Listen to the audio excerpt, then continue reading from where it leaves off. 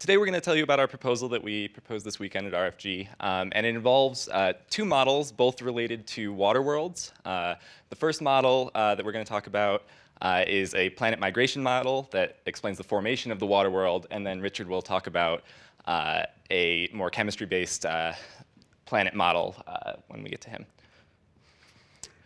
So just a little definition of what we mean by water world. We're talking about super Earth-sized planets, so between 1 and 8 Earth masses, that are composed of at least 30% water. So these are deep surface oceans that we're seeing in these planets. The observational signature of a planet like this would be a low density, and if we could get a spectrum of the atmosphere, we would hopefully notice some water vapor in the spectrum. And so this proposal was a response to the NASA ROSE's exobiology call.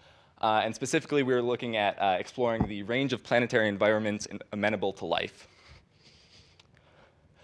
So you all saw this plot yesterday, but basically what it's showing is some lines of constant composition on a mass radius diagram for known exoplanets, known terrestrial exoplanets. And what we notice here is that a lot of them are very low density up here on this line of water density. And we expected to see that because we see a lot of low density planets and moons in our outer solar system. But what we didn't expect was that some of these are found really close to their stars. And particularly GJ1214b is a planet that is in the habitable zone of its star and seems to have a very low density and is a really good possible option for a water world. And so the other thing that is interesting is right now, observational biases make it so that it's difficult to find habitable zone Earth-sized planets. So this plot shows the detection completeness of our current exoplanet surveys. And you can see that this section down here, where Earth is pretty empty. It's really hard to find those planets. So in the near future, we're going to start finding a lot more super Earth-sized planets in the habitable zone of their stars. And hopefully, some of them we will discover are water worlds. And so that's kind of what we want to look into. And so the way that you create a water world, there are a few different ways. But the tricky part is that it's tough to get enough water to create this water world in the inner solar system. So what we're proposing is a method described by Raymond et al. In which you form the water world late in the planet formation stage in the outer solar system, and then it migrates in the wake of a migrating hot Jupiter.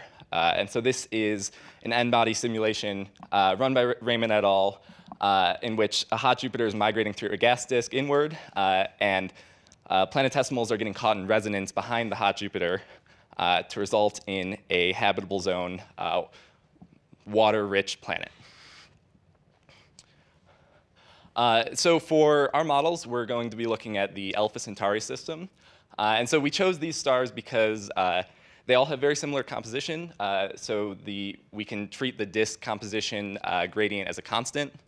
And they have a range of different stellar types for us to use for our models. But for the actual models, this is a triple system, but we're going to treat this as 3 independent star systems and just use these stars as the initial conditions for our models.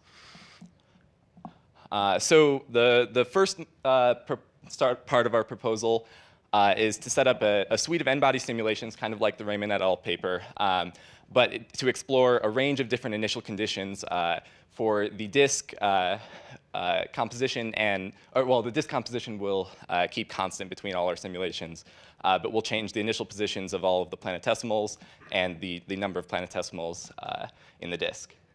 And yeah, so then we'll run these simulations for about 100 to 500 million years and end up with, hopefully some of them will form water worlds in the habitable zone of their star, and we'll end up with orbital elements for each of these water worlds and some physical properties that can be fed into the next model, which Richard will tell you about. Great. Okay, thank you very much. So we're going to go ahead and take the parameters from the orbital parameters from the initial model, as well as the physical dynamics of each water world, and take those parameters and plug them into a GCM. We'll talk about that here right off the bat.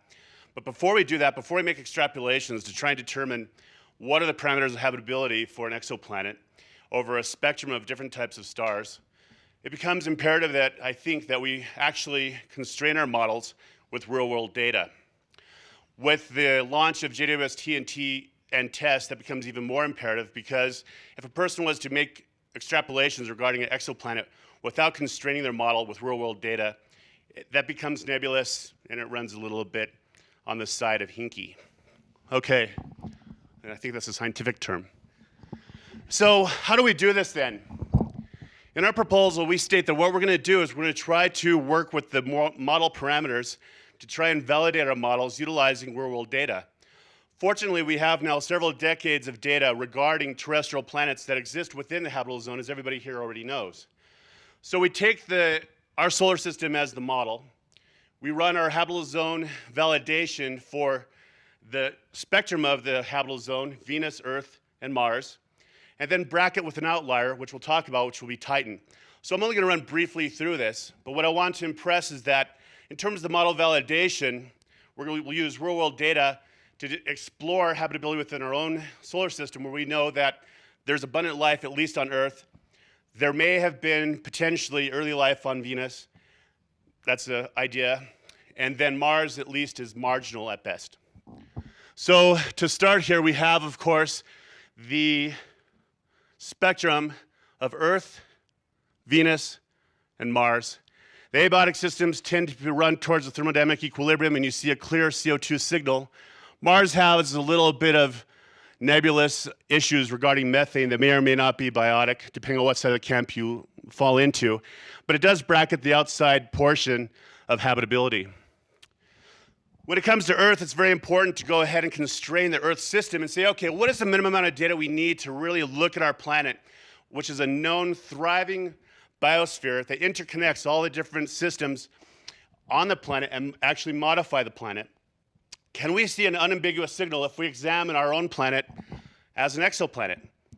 Fortunately, great work's been done on this by the Robinson et al. Team in 2011.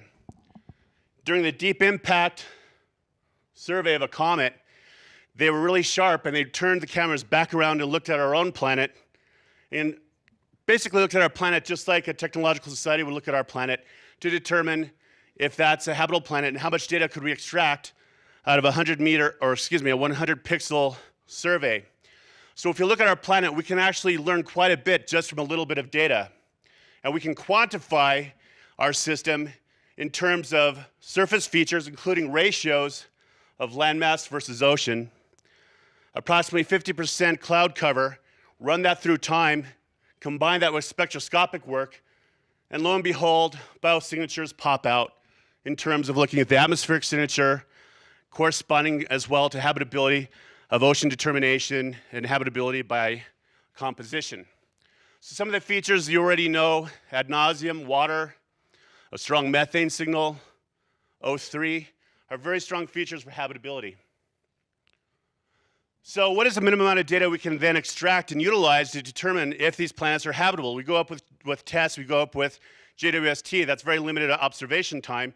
We need to be able to maximize the data retrieved and be able to interpret so we don't forge either a false negative or false positive.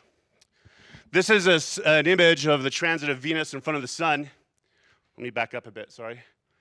Turns out that you can actually get the profile of the atmosphere from this little tiny sliver here, the atmospheric limb.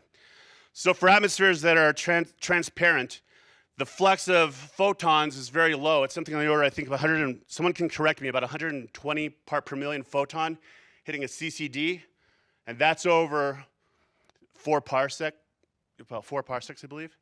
So here's the Venus spectrum, that wiggling in the laser pointer's coffee. Probably nerves. And then you can see, in fact, that Venus has an atmospheric signature. Maybe my left hand's a little better. An atmospheric, nope. Atmospheric signature that is indicative of the hydrocarbons up in the atmosphere. And when you look at it closely, you get a little bit more regarding circulation. So this actually also shows a little bit of atmospheric circulation. That's analogous to Hadley on Earth, and water vapor at approximately 35 kilometers. Okay, so then we've parameterized now, if our models that we were able to build prior to bringing in the exoplanet data, we can parameterize and truth them to our own solar system, and that's vital. It's a vital step, I believe. We can then also bracket it using an abiotic system or prebiotic system of Titan. The Titan system also shows methane and ethane at different latitudes, and so again, minimal data provides maximum output. So how do we approach this to the exoplanet question? The exoplanet question has a lot to do with models, and obviously models have strong vulnerabilities in terms of their sensitivities, and by necessity, you can't put an infinite amount of data into a model, otherwise you end up warping the model and having gunk pop back out. So we find out what are the most important processes, and with the experience of students in this room and others in the community, I feel confident that we can actually parameterize our solar system and utilize those parameters and then plug them into an exoplanet model. In terms of a coupled geochemical model, it's possible to modify something that we know has already successfully parameterized an ancient world that can be ground truthed. So to look for an ancient world, we go back in the geological record. We start to examine the snowball Earth. Snowball Earth is a period of time in geological history where the vast majority of the Earth's surface was covered in ice or snow and pack ice, which led to mass extinctions. It's also implicated in subsequent biodiversity explosion. Now, one of the other processes that occurred during that time was a shift from a reductive ocean atmosphere state to a net oxygenated atmosphere. So if we can do that for our ancient planet, who's to say that we can't do that for an exoplanet? Now, some of you may be wondering, you say, well, that's a lot to take on. Why would you do 3 stars? Well, it turns out, as Jonathan already mentioned, this is a very attractive system. In fact, I think it should be probably the highest priority system to look at for habitability.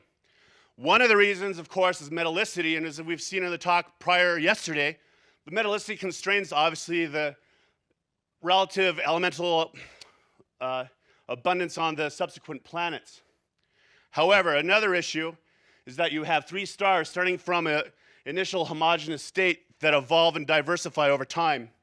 But if you look here, the spectral types are very similar to Earth. You have a star that brackets our own sun's habitability, a G system and a K system, and then Proxima Centauri. So what are the limits and vulnerability of a water world around those stars? We can modify and we can go ahead and make some analyses to determine what a water world would look like, but I would argue that there's an interval of water worlds that we can evolve around stars that are not only habitable, but super habitable for reasons that we can discuss maybe one-on-one as a function of time. So what is this all about? Ultimately, it's to try and determine what is a spectral characteristic of hypothetical planets driven by abiotic processes. You can form both an oxygenating atmosphere as well as a reducing ocean atmosphere system without invoking biotic processes. So when we see that signal for that 1 pixel data, let's go ahead and interpret that as a starting point for subsequent studies. And just really quickly, because I think we're out of time, this is our 3-year plan. Basically, the first model we described will be built and run over the first 2 years, while the second model is simultaneously being built and calibrated, and then in the 3rd year, it will be applied to the Alpha Centauri system. And so lastly, I just want to thank everyone that was involved in the RFG this weekend. It was a ton of fun, and I specifically want to thank the organizers who really threw us off the deep end and gave us a chance to really get into the proposal writing process. And I didn't have any pictures, so I took some yesterday. So thank you.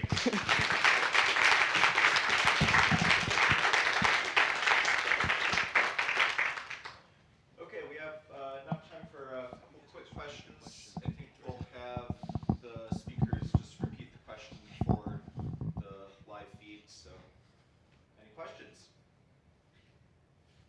So mine is more of a comment. So on these water worlds, you should expect a pretty large steam or water vapor atmosphere. Right. Which is going to push your habitable zone out, so this is sort of a case where the canonical habitable zone is kind of